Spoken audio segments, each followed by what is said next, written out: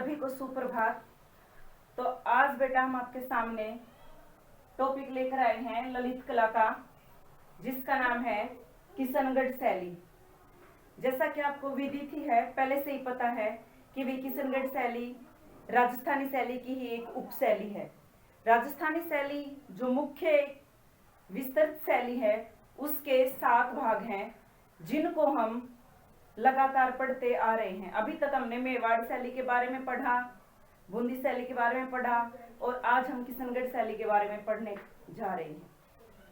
तो किशनगढ़ शैली ये भी राजस्थान की एक जगह है। किशनगढ़ शैली, यह शैली 17वीं शताब्दी से आरंभ मानी जाती है। कौन सी शताब्दी से आरंभ मानी जाती है? 17वीं शताब्दी से। सभी विद्यार्थी मेरे साथ साथ इस जो भी कार्य बोर्ड पर दिया गया है उसको अपनी कॉपी में नोट करेंगे और साथ साथ समझेंगे। तो किशनगढ़ शैली 17वीं शताब्दी में आरंभ मानी जाती है। किशन सिंह नाम के राजा ने अपने छोटे से राज्य का विकास किया।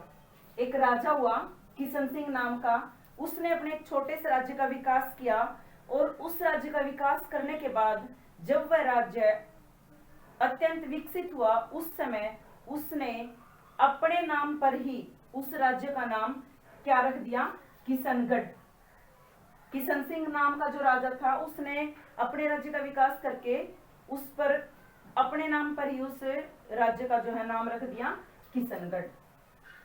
किशनगढ़ एक झील के किनारे बसा हुआ सुंदर नगर था। जो किशनगढ़ था वो एक सुंदर झील के किनारे था, जो उस झील के कारण बहुत ही सुंदर लगता था। किशनगढ़ झील के किनारे बसा होने के कारण बहुत ही सुंदर राज्य था, बहुत ही रमणीक लगता था वो देखने पर। किशनगढ़ के राजा राठौड़ वंश के थे। किशनगढ़ के जो राजा थे वो कौन से वंश के थे? राठौड़ वंश के थे। जो जो शैलियां अभी तक हमने पढ़ी हैं, सभी शैली में अलग अलग वंशज हुए हैं। जैसे हमने कल बूंदी शैली में पढ़ा था कि भाई जो बूंदी शैली के वंशज थे वो हांडा वंशज के थे, लेकिन जो किशनगढ़ शैली के जो वंशज हुए हैं वो क्या हुए हैं? राठौड़ राजवंश के हुए हैं। तो ये भी प्रश्न आ सकता है कि भाई किशनगढ़ शैली के राजा कौन से वंश से संबंधित थे? तो राठौड़ वंश से संबंधित थे। अगला पॉइंट है हमारा किशनगढ़ का नया रूप। ये तो थी किशनगढ़ की प्रारंभ की बातें, स्टार्ट की बातें, लेकिन अब किशनगढ़ का नया रूप क्या सामने आया हमारे?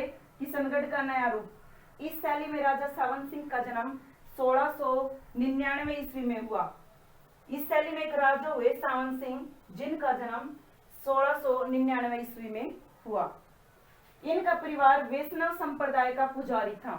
जो राजा सावन सिंह हुए, राजा सावन सिंह जो थे, इनका परिवार वैष्णव संप्रदाय का पुजारी था। कौन सा किसका पुजारी था? वैष्णव संप्रदाय का। राजा सावन सिंह जो थे वो एक बहुत ही अच्छे कवि, संगीतकार और चित्रकार थे। जो राजा सावन सिंह हुए हैं वो एक सुंदर, अच्छे कवि, संगीतकार और चित्रकार थे।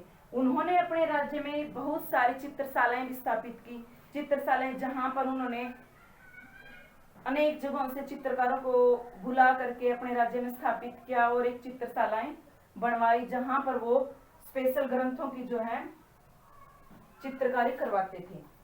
दिल्ली के दरबार में राजा सावन सिंह ने मुगल चित्रकला का गहन अध्ययन किया। जो राजा सावन सिंह थे, इन्होंने दिल्ली के दरबार में मुगल चित्रकला का बहुत ही गहनता से अध्ययन किया और उसके बारे में अच्छी अच्छी जानकारी वहां से एकत्रित की। इस शैली में नारी चित्रण सबसे सुंदर किया गया है। ये इस शैली की एक प्रमुख विशेषता है कि इस शैली में नारी चित्रण जो हुआ है वो अत्यंत सुंदर और मनोहारी हुआ है। प्रत्येक शैली की अपनी एक विशेषता होती है। जैसे इस शैली की प्रमुख विशेषता पूछी जाए तो वो क्या है? नारी चित्रण है। इसमें नारी के चित्रण को बहुत सुंदर तरीके से दर्शाया गया है, ये इसकी मेन विशेषता है।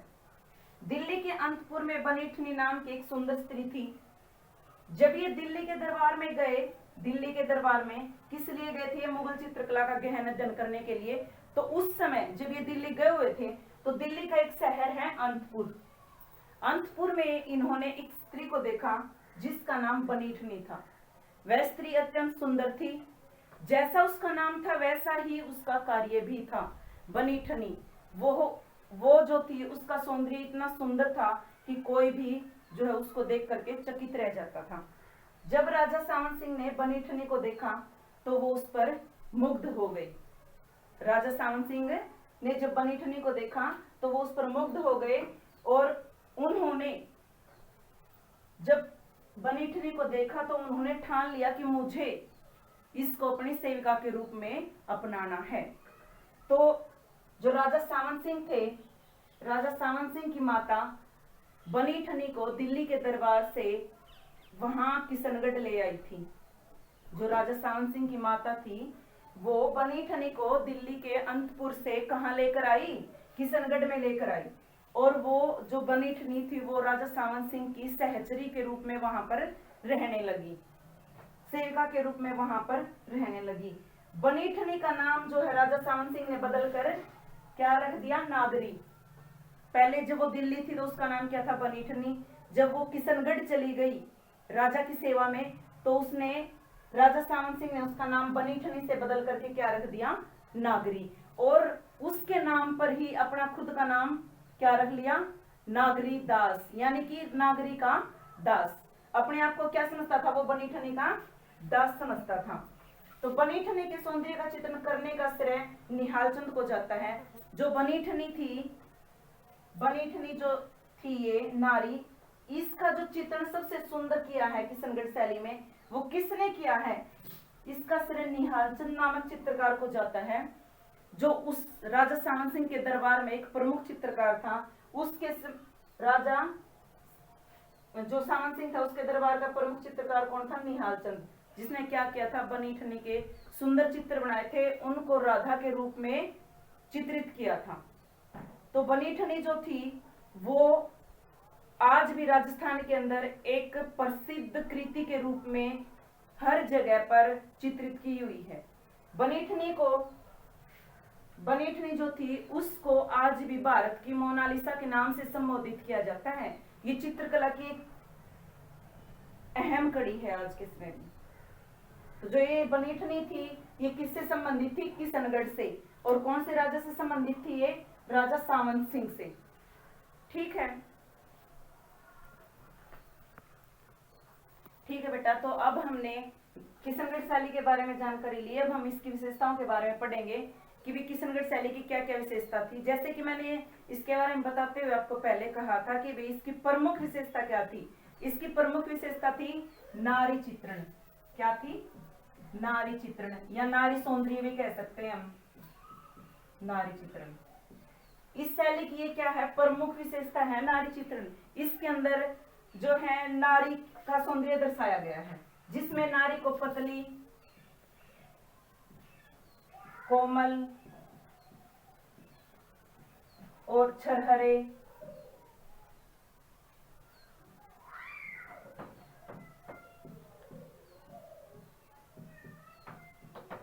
शरीर वाली,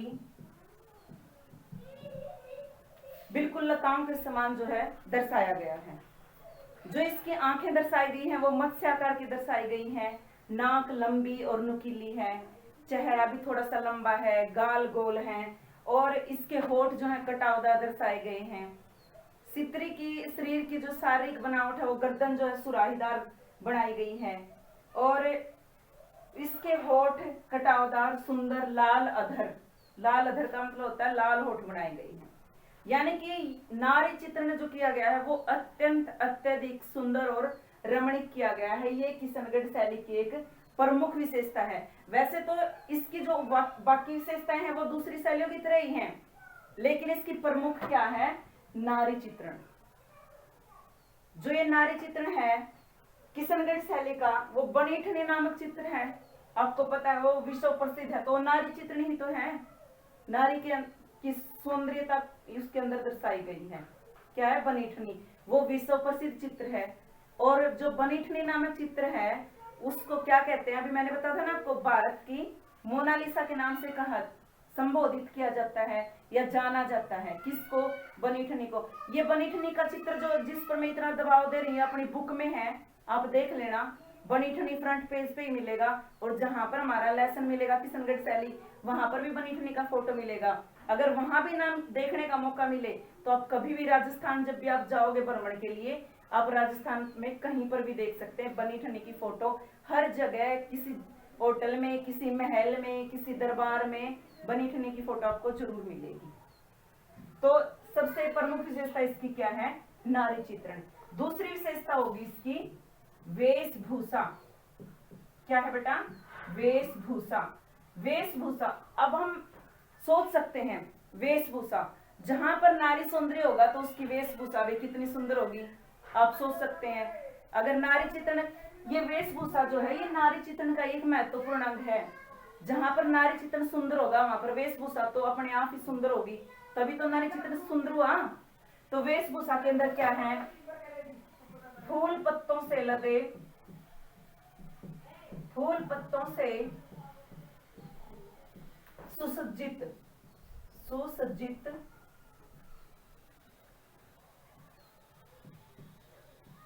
घाघरे, चोली और पारदर्शी ओढ़नी,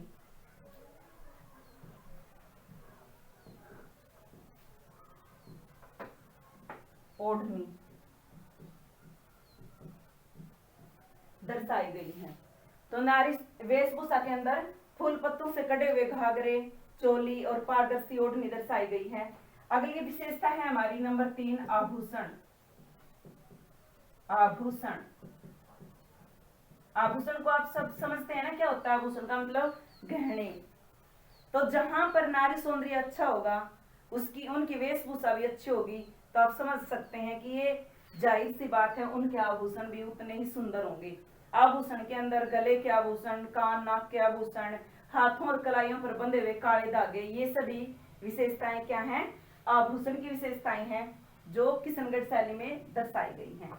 उसके बाद है अगला हमारी, अगली विशेषता है हमारी 4 नंबर पर रंग योजना। क्या है? रंग योजना। रंग योजना के अंदर जो जो चित्र इस शैली में बनाए गए हैं उन पर अच्छे सुंदर रंगों का प्रयोग किया गया है। जैसे एक नारी के सौंदर्य को जब हम देखते हैं तो उसमें विभिन्न प्रकार के उसके जो वस्त्र हैं, आभूषण हैं, उसके ओठ हैं, उसके गाल हैं, उसकी आंखें, इन सब के रंग अत्यधिक चमकीले और सुंदर लगाए गए हैं। तो इस प्रकार की योजना किशनगढ़ शैली के चित्रों की गई है। अगली विशेषता है हमारी नंबर 5। नंबर 5वीं जो विशेषता है वो है हमारी राधा कृष्ण के चित्र। राधा कृष्ण के चित्र, राधा कृष्ण के चित्र, ये हमारी 5वीं विशेषता है किसकी? किशनगढ़ शैली की। तो राधा कृष्ण के चित्रों के अंदर जैसे मैंने बताया था कि भाई जो बनीठनी नामक स्त्री थी उसको राधा के रूप में चित्रित किया गया है निहाल चंद जियों ने। ठीक है, तो जो राजा सावन सिंह थे वो अपने आप को क्या मानते थे? कृष्ण भगवान के रूप में अपने आप को देखते थे, यानी कि चित्रों के माध्यम से वो कल्पना करते थे कि वो कृष्ण भगवान के रूप में अपने आप को देखते थे, और राधा जो बनीठनी थी उसको राधा के रूप में देखते थे। तो इस प्रकार राधा कृष्ण के चित्रों का वर्णन भी किशनगढ़ शैली में किया गया है। उसके बाद हमारी 6ठी विशेषता है, अगली विशेषता क्या है हमारी? जल क्रीड़ा तथा नौका विहार। जल क्रीड़ा तथा नौका विहार।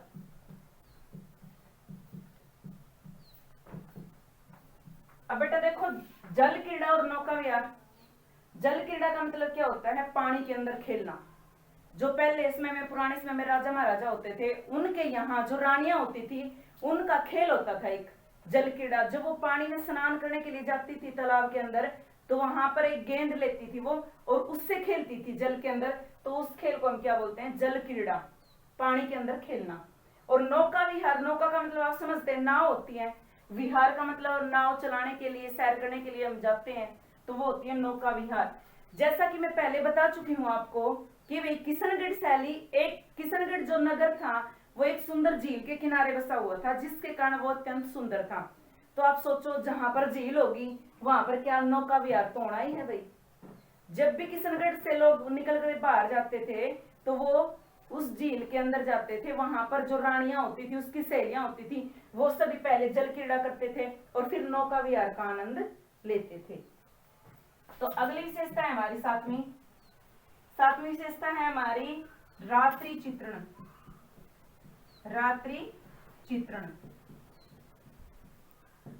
रात्रि चित्रण भी इस शैली का जो प्रमुख अंग है, क्योंकि इस शैली में जो चित्रकार थे उन्होंने रात्रि के समय में भी बहुत से चित्रों का निर्माण किया है। जैसे इस शैली का एक प्रमुख चित्र है चांदनी रात के गवैये।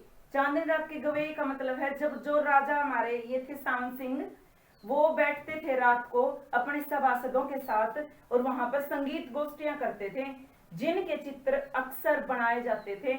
तो वो चित्र किसके अंदर आएंगे? रात्रि चित्रण के अंदर आएंगे। जब सभी सभासद बैठे होते थे, हर रोज रात को संगीत होता था, नृत्य होता था, ये सभा एकत्रित की जाती थी वहां पर मनोरंजन के लिए। तो इस प्रकार के चित्र किसके अंदर आएंगे? हमारे रात्रि चित्रण के अंदर आएंगे। ये बेटा अभी हमने किशनगढ़ शैली की विशेषताओं के बारे में जाना। दो बातें और बचती हैं, वो मैं बताती हूँ। इस शैली के प्रमुख चित्रकार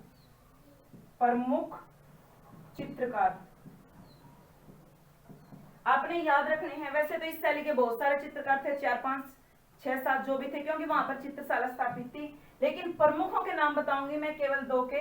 तो पहला था हमारा प्रमुख चित्रकार जिसने बनी ठनी का चित्र बनाया था। मैं पीछे बता चुकी हूं कि वो कौन थे जिसने बनी ठनी के सौंदर्य की व्याख्या की थी। कौन थे? निहाल चंद। कौन थे? निहाल चंद। ये जो राजा सावन सिंह के प्रमुख चित्रकारों में से इनका सबसे ऊंचा स्थान था निहाल चंद का, जिसने बनी ठनी के सौंदर्य का बखान किया था, चित्रों के माध्यम से इसको आगे बढ़ाया था। दूसरे चित्रकार हैं इनके अमरचंद।